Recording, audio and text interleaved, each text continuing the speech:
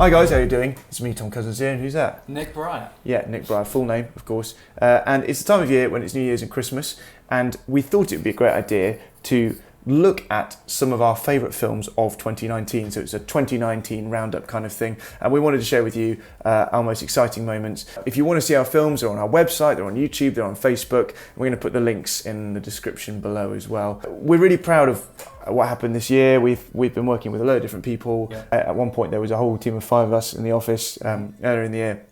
And I think we've just been stepping up our production every year, and 2019 has just been the best of them all so far. So without further ado, here are our favourite 2019 films.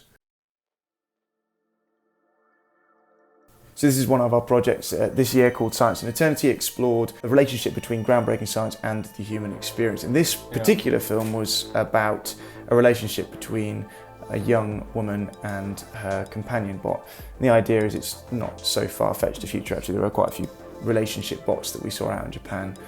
We kind of like this scene in particular. We kind of wanted to create this romantic feel, but also to have it a little bit dystopian. Is it really what we want, to have just functional relationships with robots? And there he is responding to her. Cute. This film, really fun, because we actually filmed in a place called Suzuki Fish Market. I actually went to it a month before to check it out.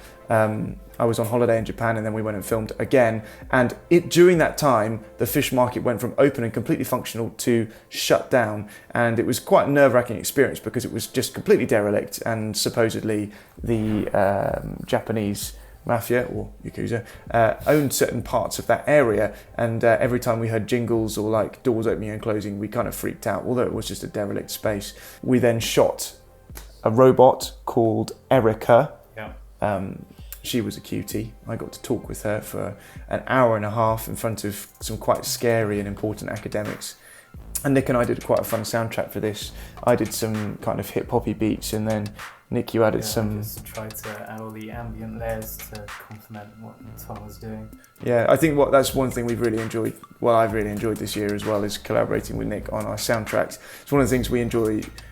I think it's one of the parts that we enjoy most is visualizing, kind of trying to get the feel of the film right, and then coming together to make a soundtrack which I think I don't know, we have quite similar music tastes, different but similar, and I think we vibe. I find, at least, I vibe quite a lot with your style, and I really like the way you added like the twangs and the different parts to it, and it just adds so much when you're able to collaborate in a very similar space.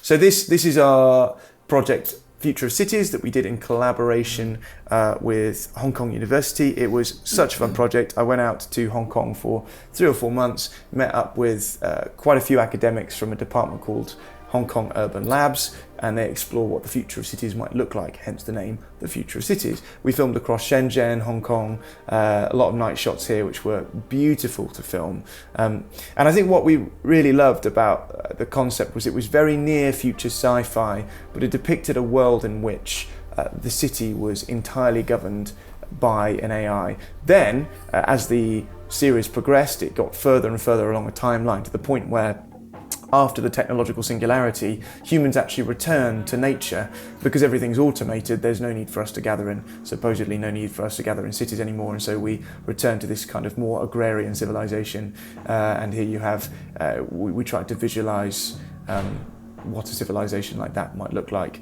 And I absolutely loved shooting out in rural China. Rural China is gorgeous. Another thing with the T-Fox series, the Future Cities series, although I wasn't actually able to go with Tom to film it, editing it was a real joy because of the concepts that were being explored throughout the entire series, but also the editing of the footage. There's a lot of great footage to work with. And then the soundtrack for Hypercity, that was an interesting one. Tom sent me a brief, and I was just working at it in my spare time on my lunch breaks, and then sending off, and then being able to see it in the film itself. Actually, Nick talks about working on his lunch breaks. He transitioned from another job to working at OWL now full time.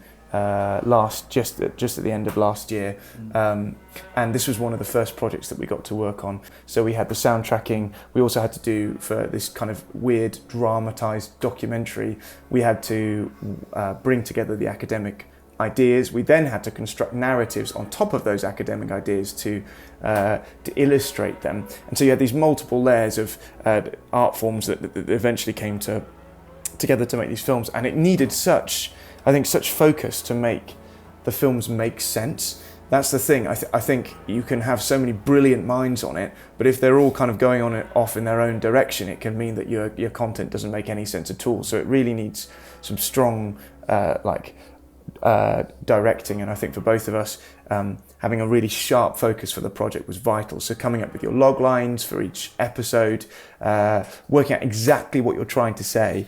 This next film, we wanted to explore the decay of society and how it's kind of something that a lot of us observe, and we tried to record some protests. They were the Extinction Rebellion protests. It was really interesting. We got our actress in there in the Extinction Rebellion protests. There she is. Wonderful Alice. And then this wonderful lady who's actually the grandmother of Rachel, our researcher, was fantastic. And then the dropping of the glass was kind of there to illustrate the idea that entropy, the decay of the universe, is something that is universal. We can't escape. You don't see a glass reforming off the floor, it just breaks. Right, it would be weird if you saw it reforming off the floor and landing back in your hands again, because entropy effectively says that the universe is just going to keep on getting worse. Another interesting aspect of this film is that we had a really, really tight timeline to film it. We actually shot the most of these scenes of Rachel's grandmother in a single evening, and it was absolute mad process, but thanks to Rachel Breyer, who was producing it, she managed to time everything perfectly so that we could get every single shot that we needed. It was nightmarish to organise, and just goes to show how many different people you need to bring together a film like this. This next project was probably one of the most complex we've ever had to do in a very short space of time. We actually shot this entire project in the tube. We had to get permission to shoot in the tube. We could only afford to use an hour in the tube, but we had to get all of these scenes that I predicted would take far more than an hour. So we tried to squish them in. One of the most difficult parts of the process, Rachel Thomas, who actually produced this one, managed to find the longest stretch of underground that was actually... It's the Northern Line, right? Yeah, that was actually under the ground, so it could appear like it was all a continuous set of shots. We then had the nightmare of having to deal with TfL, Transport for London, who, if we're honest, they were great, but at the same time, we had paid for an hour and it was not an insubstantial cost, and they kind of stopped us quite a few times to ask if people were part of our group or not. And in fact, it was actually easier to get members of the public to be in our film than it was to bring in extras. So we ended up having just people, members of the public sitting in. And Mike, this is the second time we've had him act in one of our films, and he's really a joy to work with as well. Mike's an absolute legend. He was also in our film Splitter. Yep.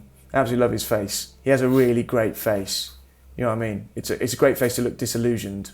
There he is. He's not happy with things. His eyebrows raised. Definitely not happy. Great. He has great eyebrows. I think wonderful eyebrows. In fact, I think everyone in the film had great eyebrows. That was probably one of the requirements, I think, for the actors was. And talking about eyebrows, this final film with David Jesse in hasn't actually been released yet. But to film it, we went up to one of the highest points in Europe, a place called Gobbody Rollin, which is underneath the Brighthorn. It was outrageously high. A lot of the team had never been up there. We took a team of 9, wasn't it? Team of 9 of us? Yeah. 9 in total. There were so many of us. We had emergency support, all this kind of thing. But in the end, it got very cold and windy up there, and I ended up taking the child actor back down the mountain on my shoulders, which was kind of exhausting at 4,200 metres, was it? It was around about that, or was it less? Yeah, no, it was around 4,000. It was high. Yeah. Dude, how did you find it, Nick? I mean, it was exhilarating. It was knackering, carrying just the walking that we had to do to get to the point that we filmed this shot here. This amazing shot where David's looking out and you see the mountainscape. But we had to walk quite a considerable distance. But then not only was it walking, it was carrying the heavy equipment as well, and then the conditions. It was quite physically grueling, but I mean, it kind of it's a story that we'll keep telling.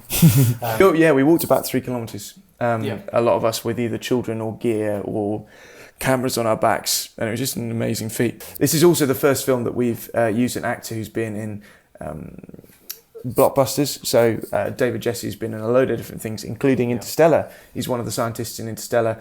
It was fantastic to work with him. His his facial expressions, everything was just perfect. And he's got a lovely face. I really like his face. This is also the way he walks. Great voice as well. We recently did a voiceover recording for this film, which set up a makeshift recording booth in a lounge, and then he came in to do some voiceover work. That was quite an experience as well. Nick made his first full-on audio isolating booth. It was hilarious. It looked like Darth Vader's cage from The Empire Strikes Back. You know, the one he sits in when his troops come in and it rises up and you see the back of his head and it's gross. This was also a film that we used VFX in. And we've done a few different VFX shots before, but this was next level. We had a guy called Andy working on it, and he was just fantastic. And I think it looks real. Funny story, we actually filmed the storm by bringing out to Switzerland with us a load of leaf blowers, one of them which I fired into David Jesse's face to make it look like the wind was blowing on his face. What I neglected to do was to make sure that the nozzle was clear before I fired it in his face, and in fact it was full of ice, which I fired then into his eyes and face, and we thought we'd blinded David Jesse for a bit. I'm really sorry, David, but thank you so much for being part of it. Working on this project was a lot of fun for me because I got to direct David Jesse for the first time, and I got to direct in some really interesting and adverse conditions, and it was also DP'd by our good friend Tom Dennis, who DP'd a lot of the stuff this year. And I think it just looks fantastic. He's taken our production quality up to the next level. He's an amazing guy to work with, very, very humble, very capable, but he DP'd this entire film here and it looks absolutely gorgeous. Tom Dennis has an amazing eye, and he's really good at just being able to work out how to light, how to set things up in a scene to make it look truly gorgeous. So thank you, Tom Dennis, as well. That film isn't actually out yet. Living Things is going to be coming out in the new year. We're super excited about it. It's our first major higher budget short film, and we just had such fun making it. We are really proud of it. We loved soundtracking it. We loved everything, and we're really looking forward to you seeing it in the new year. So guys, that is the end of our 2019 roundup. We had so much fun making stuff this year. We're really proud of it, really proud of what we've done, proud of everyone we've been working with. It's just been such a step up for us, and we're really looking forward to 2020, where there'll be some more owl content. It's bye from me, this weird looking owl, and from me. Have a really great Christmas, and we will see you in the new year. Bye.